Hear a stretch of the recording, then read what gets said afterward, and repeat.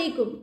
آپ امیجن کریے کہ آپ کو ایک ایسا آفر مل رہا ہے جہاں آپ کو ملین ٹائم چانس مل رہا ہے صحیح راستہ چننے کا، لیکن ہم پھر بھی وہی رانگ ٹرن لیتے ہیں. وائی؟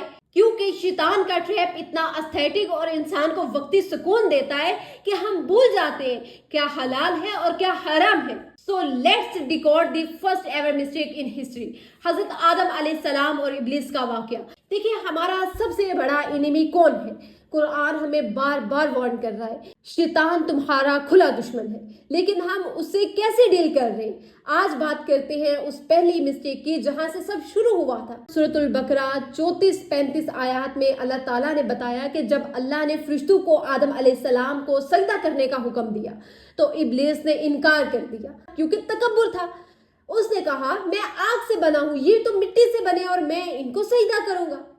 یاد رکھیں ابلیس جن تھا، وہ ہمارا دوست، ہمارا بھائی یا ہمارا ولی یعنی پروٹیکٹر کبھی نہیں ہو سکتا. وہ صرف اور صرف ہمارا گمراہ کرنے والا ہے. جو انسان اللہ کے حکم کو اگنور کرتا ہے وہ دشمن کے ٹریپ میں پھنس چکا ہوتا ہے، یعنی وہ شیطان کے جال میں پھنس چکا ہوتا ہے. تکبر دی جنت بلاکر. نبی صلی اللہ علیہ وآلہ وسلم نے فرمایا جس کے دل میں رائی کے دانے کے برابر بھی تکبر ہوگا نا وہ جنت میں نہ جا سکے گا. صحابہ نے ڈر کر پوچھا یا رسول اللہ ہم اچھے کپڑے پہنتے ہیں، اچھے جوتے پہنتے ہیں، کیا یہ تکبر ہے؟ نبی صلی اللہ علیہ وآلہ وسلم نے فرمایا نہیں، تکبر کا مطلب ہے حق کو ریجیکٹ کرنا. آپ کے سامنے حق کی بات ہو رہی ہے اور آپ مانے نا، اللہ آپ کو حکم دے رہا ہے اور آپ اس حکم سے انکار کر دیں، یہ ہے تکبر. دوسروں کو خود سے کمتر سمجھنا، یہ ہے تکبر. تکبر کا اصل مطلب ہے اللہ کے حکم کو پتہ ہونے کے باوجود نہ ماننا، اللہ کے حکم کو پتہ ہونے کے باوجود نہ ماننا. جب اللہ کہے نو اور ہم کہیں بٹ وائی، یہی تو تکبر ہے نا.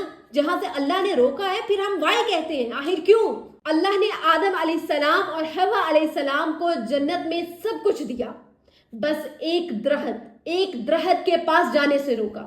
اس نے انہیں وسوسے دلائے. آج شیطان آپ کے پاس کیسے آتا ہے؟ وہ آ کر کہتا ہے نا یہ حرام چیز ٹرائی کرنے میں کیا برائی ہے، لائف تو ایک بار ملی ہے نا، بس آج انجوائے کر لو، کل پتہ نہیں ہوں یا نہیں ہوں. بالکل اسی طرح جیسے وہ دارالجنت میں پھنسانے کی کوشش کی تھی، آج وہ ہمیں حلال کی دنیا میں رہ کر حرام کی طرف اٹریکٹ کر رہا ہے. Think about it. اللہ نے ہمارے لیے دنیا کی اتنی لاکھوں چیزیں حلال کی ہیں.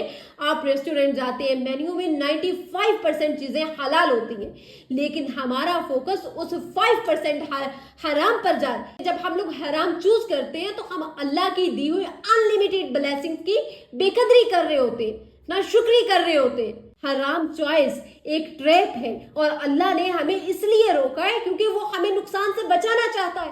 دجال کی فتنے سے بچنے کے لیے نبی صلی اللہ علیہ وآلہ وسلم نے سورۃ الکاف کی تلاوت اور اس کی پہلی 10 آیات یاد کرنے کو کہا ہے. کیوں؟ کیونکہ وہ آیات ہمیں یاد دلاتی ہے کہ اصل کنٹرول صرف اللہ کے پاس ہے.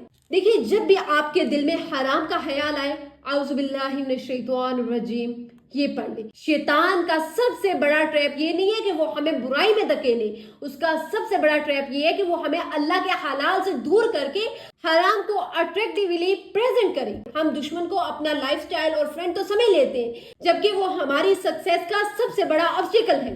سورۃ الکاف ہمیں بار بار یاد دلاتی ہے کہ دنیا کے فتنوں سے بچنے کا ایک ہی سلوشن ہے، اللہ کی طرف واپسی. ساری دنیا کی کامیابی مل جائے گی، صرف دنیا کی نہیں آخرت کی کامیابی مل جائے گی. دنیا کی تو چلو فائدے ہیں لیکن آخرت میں تو فائدے ہی فائدے. جنت میں نہ کوئی پریشانی، نہ کوئی رونا، نہ کوئی تکلیف، کچھ بھی نہیں ہوگا.